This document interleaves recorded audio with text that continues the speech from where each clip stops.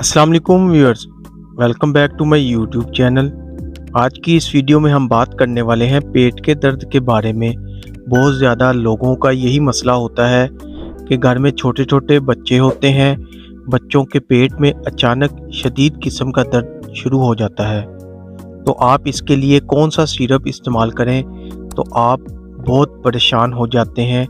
तरह तरह की मेडिकल स्टोर में जाते हैं सिरप लेने के लिए, लेकिन बच्चे के पेट का दर्द फ़र्क नहीं पड़ता। तो आज मैं आपके लिए एक ऐसा सिरप लाया हूँ, इंशाल्लाह वो आप इस्तेमाल कराएंगे, जो आपके बच्चे के पेट में दर्द होगा वो इंशाल्लाह 10 से 15 मिनट में ठीक हो जाएगा।